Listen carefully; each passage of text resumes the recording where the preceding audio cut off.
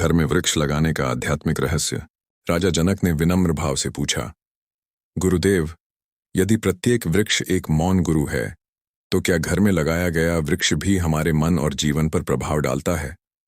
महर्षि अष्टावक्र ने शांत स्वर में कहा, राजन, प्रकृति और मनुष्य का संबंध केवल शरीर का नहीं, चेतना का भी है।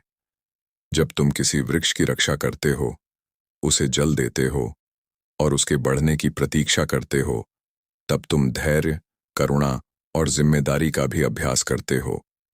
यही उसका आध्यात्मिक प्रभाव है। जनक ने पूछा, क्या केवल वृक्ष लगा देने से सुख और समृद्धि आ जाती है?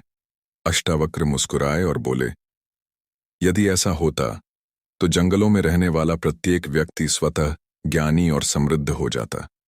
वृक्ष शुभता का प्रतीक हो सकता है, लेकिन जीवन में स्थायी सुख का आधार सदाचार, सत्य, परिश्रम और आत्मज्ञान है। वृक्ष इन गुणों की याद दिलाता है, उनका स्थान नहीं लेता। कुछ देर बाद वे राजमहल के उद्यान में पहुंचे। वहां एक विशाल वृक्ष खड़ा था। उसकी छाया में पक्षी चहचहा रहे थे और यात्री विश्राम कर रहे थे। अष्टावक्र बोले, देखो राजन, यह वृक्ष किसी से नहीं पूछता कि कौन अमीर है, कौन गरीब, कौन मित्र है, कौन शत्रु। इसकी छाया सबके लिए समान है। इसी प्रकार ज्ञानी पुरुष भी भेदभाव नहीं करता। राजा जनक ने कहा, गुरुदेव, तब तो वृक्ष संभाव का साक्षात प्रतीक है। महर्षि ने उत्तर दिया, हाँ राजन, जो मनुष्य वृक्ष की तरह देना सीख लेता है, उसका जीवन भी सुगंधित हो जाता है। उन्होंने आगे कहा, घर में लगाया गया प्रत्येक पौधा हमें प्रतिदिन यह स्मरण कराता है कि विकास धीरे धीरे होता है। जैसे बीज को वृक्ष बनने में समय लगता है, वैसे ही आत्मज्ञान भी धैर्य, अभ्यास और सतत जागरूकता से प्रकट होता है। राजा जनक ने पूछा, तो क्या प्रत्येक सुबह वृक्ष की सेवा भी एक साधना बन सकती है? अष्टावक्र बोले, निस्संदेह। यदि मन में कृतज्ञता, प्रेम और ईश्वर के प्रति श्रद्धा हो, तो पौधे को जल देना भी ध्यान का एक रूप बन सकता है। साधना का मूल्य बाहरी कर्म से अधिक उसके पीछे के भाव में है। संध्या होने लगी। सूर्य की किरणें वृक्ष की पत्तियों से छनकर धरती पर पड़ रही थीं।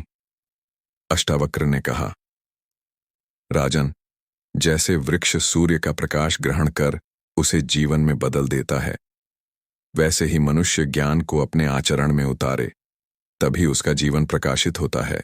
राजा जनक ने हाथ जोड़कर कहा, गुरुदेव, आज मैं समझ गया कि वृक्ष केवल प्रकृति का उपहार नहीं, बल्कि आत्मविकास का मौन शिक्षक है। महर्षि अष्टावक्र ने कहा, याद रखो, जो व्यक्ति वृक्षों की रक्षा करता है, वह केवल प्रकृति की नहीं, अपने भीतर की करुणा और संतुलन की भी रक्षा करता है। यही सच्चा आध्यात्मिक रहस्य है। घर में वृक्ष लगाना शुभ और पर्यावरण के लिए लाभकारी है। उसका आध्यात्मिक महत्व इस बात में है कि वह हमें धैर्य, सेवा, संभाव, कृतज्ञता और निस्वार्थ प्रेम जैसे गुणों का अभ्यास कराता है। यही गुण आत्मज्ञान की दिशा में आगे बढ़ने का मार्ग बनते हैं। प्रातःकाल का समय था। सूर्य की पहली किरणें राजमहल के उपवन में खड़े वृक्षों की पत्तियों पर चमक रही थीं। मंद पवन बह रही थी और पक्षियों का मधुर कलरव वातावरण को शांत बना रहा था। राजा जनक महर्षि अष्टावक्र के चरणों में बैठकर बोले, गुरुदेव, आपने बताया कि वृक्ष मौन गुरु हैं, परंतु आत्मज्ञान का मार्ग तो ध्यान, वैराग्य और विवेक से प्राप्त होता है। फिर वृक्ष हमें आत्मज्ञान की ओर कैसे ले जा सकते? महर्षि अष्टावक्र ने मुस्कुराकर कहा, राजन, प्रकृति का प्रत्येक तत्व साधक के लिए शिक्षक बन सकता है। प्रश्न यह नहीं कि वृक्ष क्या सिखाता है, प्रश्न यह है कि साधक देखने के लिए कितना तैयार है। उन्होंने सामने खड़े एक विशाल वृक्ष की ओर संकेत करते हुए कहा, देखो, यह वृक्ष ऋतुओं के साथ बदलता है। कभी इसकी शाखाएं फूलों से भर जाती हैं, कभी फलों से, और कभी इसके पत्ते झड़ जाते हैं। फिर भी वृक्ष अपनी जड़ों को नहीं छोड़ता। राजा जनक बोले, गुरुदेव, इसका क्या अर्थ है? अष्टावक्र ने उत्तर दिया, जीवन में भी सुख और दुख, लाभ और हानि, यश और अपयश आते जाते रहते हैं। जो मनुष्य हर परिस्थिति में अपने आत्मस्वरूप में स्थित रहता है, वही स्थिर रहता है। जैसे वृक्ष अपनी जड़ों में स्थिर रहता है, वैसे ही ज्ञानी आत्मा में स्थित रहता है। कुछ देर मौन रहा। फिर महर्षि बोले, वृक्ष कभी अपने फल स्वयं नहीं खाता, वह अपने लिए नहीं, दूसरों के लिए जीता है। यही निस्वार्थ कर्म का सर्वोच्च उदाहरण है। राजा जनक ने कहा, तो क्या निस्वार्थ सेवा भी आत्मज्ञान का मार्ग है? अष्टावक्र बोले, जब सेवा में अहंकार न हो तब वह मन को शुद्ध करती है, और शुद्ध मन में ही आत्मज्ञान का प्रकाश सहज प्रकट होता है। इतने में एक छोटा बालक वृक्ष की छाया में बैठ गया। एक पक्षी ऊपर से उड़कर आया और शाखा पर बैठकर मधुर स्वर में गाने लगा। महर्षि ने कहा, राजन, क्या वृक्ष ने उस बालक से कुछ मांगा? क्या उसने पक्षी से कोई मूल्य लिया? जनक ने उत्तर दिया, नहीं गुरुदेव, उसने तो बिना किसी अपेक्षा के सबको आश्रय दिया। अष्टावक्र बोले, यही सच्ची करुणा है। जहां अपेक्षा समाप्त होती है वहीं प्रेम जन्म लेता है। राजा जनक की आंखों में नई समझ झलकने लगी। महर्षि ने आगे कहा, यदि तुम घर में किसी वृक्ष की सेवा करते हो तो केवल उसकी वृद्धि मत देखो, यह भी देखो कि क्या तुम्हारे भीतर धैर्य बढ़ रहा है, क्या क्रोध कम हो रहा है, क्या तुम्हारा हृदय अधिक दयालु बन रहा है। यदि ऐसा हो रहा है तभी उस वृक्ष का वास्तविक आध्यात्मिक फल तुम्हें मिला है। जनक ने विनम्रता से कहा, गुरुदेव, आज मुझे समझ में आया कि वृक्ष बाहर नहीं, भीतर भी उगता है। महर्षि अष्टावक्र ने प्रसन्न होकर कहा, हाँ राजन, बाहर का वृक्ष प्रकृति को हरियाली देता है और भीतर का वृक्ष आत्मा को शांति देता है। जब दोनों का पोषण होता है तब जीवन संतुलित और आनंदमय बनता है। सूर्य अब आकाश में ऊपर उठ चुका था। उपवन की शीतल छाया में राजा जनक गहरे चिंतन में डूब गए। उन्हें अनुभव हुआ कि आत्मज्ञान केवल शास्त्रों के शब्दों में नहीं बल्कि प्रकृति के मौन संदेशों में भी झलकता है। वृक्ष हमें सिखाता है कि जीवन में परिवर्तन स्वाभाविक है, लेकिन आत्मा का आधार अचल है। निस्वार्थ सेवा, धैर्य, करुणा और संभाव का अभ्यास ही आत्मज्ञान की दिशा में वास्तविक प्रगति है। घर में लगाया गया वृक्ष इन गुणों का प्रतिदिन स्मरण कराता है और यही उसका सबसे बड़ा आध्यात्मिक रहस्य है। एक दिन राजा जनक ने महर्षि अष्टावक्र से कहा, गुरुदेव, जब मैं राजकाज में व्यस्त रहता हूं तब मन अनेक विचारों से भर जाता है। क्या कोई ऐसा सरल उपाय है जिससे मन को शांति मिल सके? महर्षि अष्टावक्र राजा जनक को राजमहल के बाहर एक शांत उपवन में ले गए। वहां एक विशाल वृक्ष वर्षों से अडिग खड़ा था। उसकी शाखाओं पर पक्षी बसेरा किए हुए थे और उसकी छाया में यात्री विश्राम कर रहे थे। अष्टावक्र बोले, राजन, इस वृक्ष को ध्यान से देखो। यह बोलता नहीं, फिर भी कितनों को शांति देता है। इसका सबसे बड़ा उपदेश इसके मौन में छिपा है। राजा जनक ने कुछ देर तक वृक्ष को निहारा।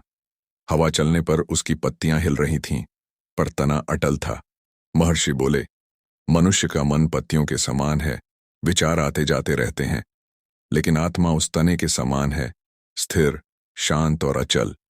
जो स्वयं को केवल विचारों से जोड़ लेता है वह अशांत रहता है। जो अपने वास्तविक स्वरूप को पहचान लेता है वह वृक्ष के तने की तरह स्थिर हो जाता है। राजा जनक ने पूछा, गुरुदेव, इस स्थिरता को कैसे पाया जाए? अष्टावक्र ने उत्तर दिया, प्रतिदिन कुछ समय प्रकृति के बीच शांत बैठो, वृक्ष को देखने का अभ्यास करो, उसकी तरह गहरी सांस लो और अपने विचारों को पकड़ने का प्रयास मत करो। उन्हें आने जाने दो, धीरे धीरे मन शांत होने लगेगा। फिर उन्होंने सावधानी से जोड़ा, यह कोई चमत्कारी विधि नहीं बल्कि मन को सजग बनाने का अभ्यास है। वास्तविक शांति आत्मज्ञान और निरंतर अभ्यास से आती है। उसी समय तेज हवा चली, छोटी छोटी टहनियां झूमने लगीं, पर वृक्ष गिरा नहीं। महर्षि बोले, देखो राजन, परिस्थितियां बदलती रहती हैं। जो भीतर से मजबूत होता है वही कठिन समय में भी संतुलित रहता है। राजा जनक ने कहा, अब मैं समझ गया कि शक्ति का अर्थ कठोर होना नहीं बल्कि परिस्थितियों में भी संतुलित रहना है। अष्टावक्र मुस्कुराए और बोले, यही जीवन का रहस्य है। जो व्यक्ति भीतर मौन को खोज लेता है उसे बाहरी शोर विचलित नहीं कर सकता। संध्या होने लगी। सूर्य की सुनहरी किरणें वृक्ष की पत्तियों से छनकर भूमि पर पड़ रही थीं।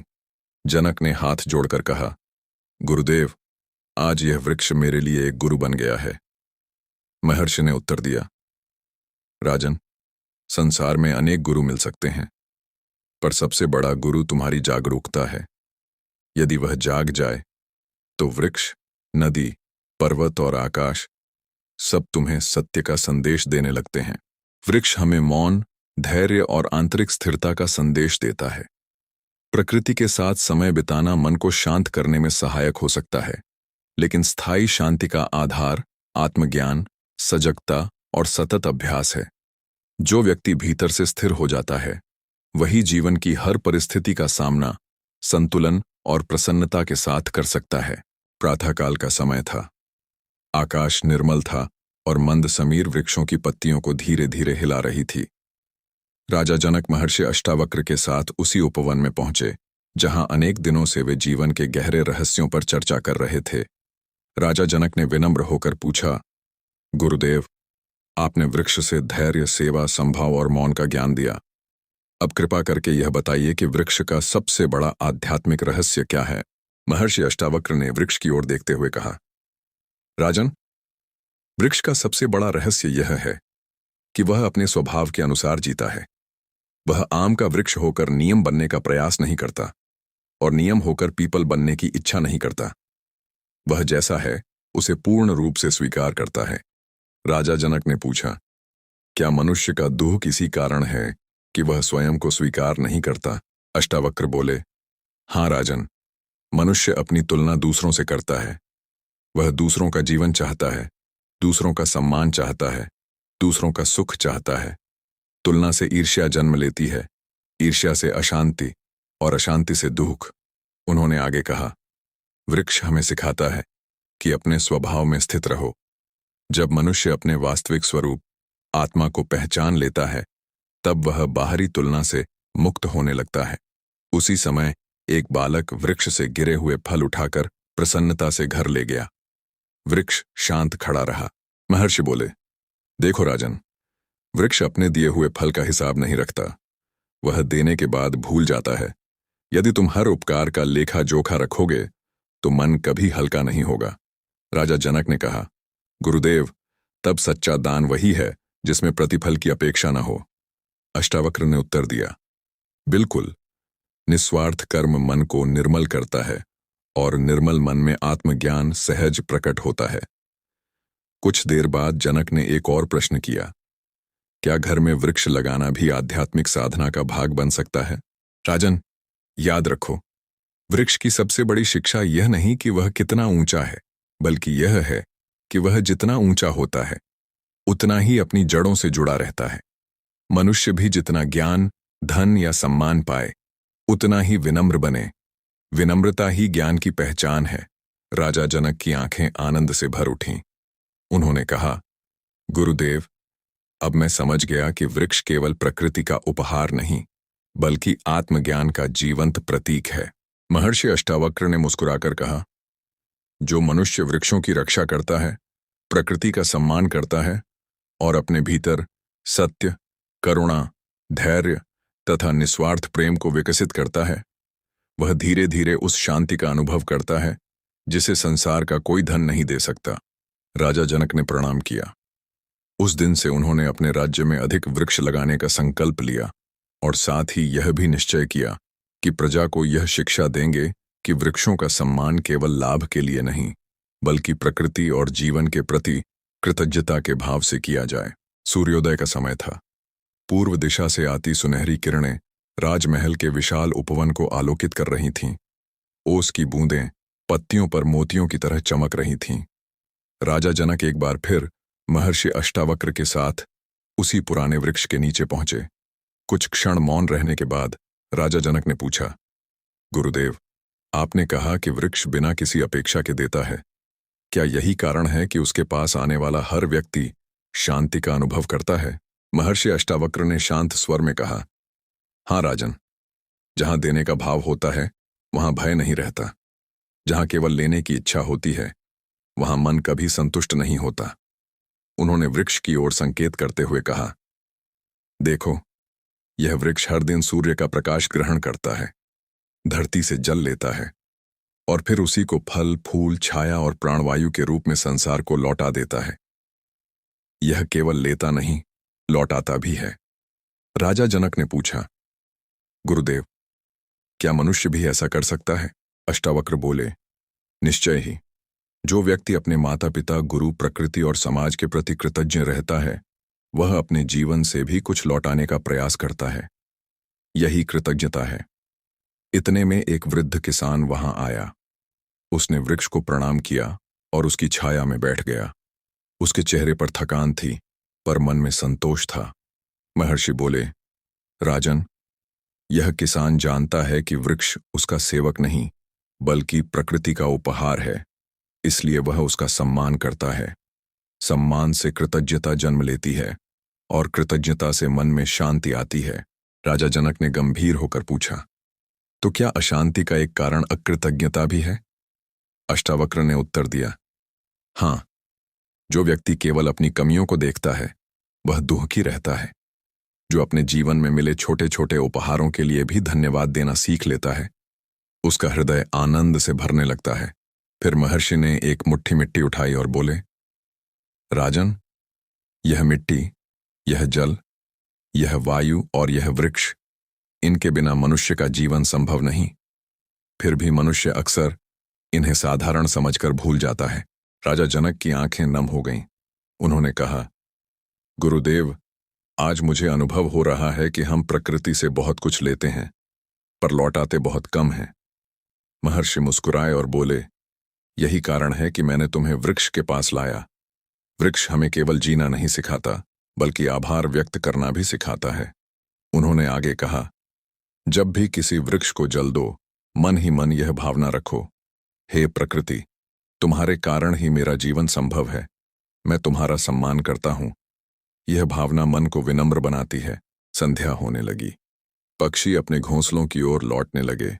महर्षि ने अंतिम उपदेश देते हुए कहा, राजन, जिस दिन मनुष्य शिकायत छोड़कर कृतज्ञता का मार्ग अपनाता है, उसी दिन उसके भीतर शांति का दीपक जल उठता है। और जिस हृदय में कृतज्ञता का दीप जल जाए, वहां ईश्वर का प्रकाश स्वयं प्रकट होने लगता है।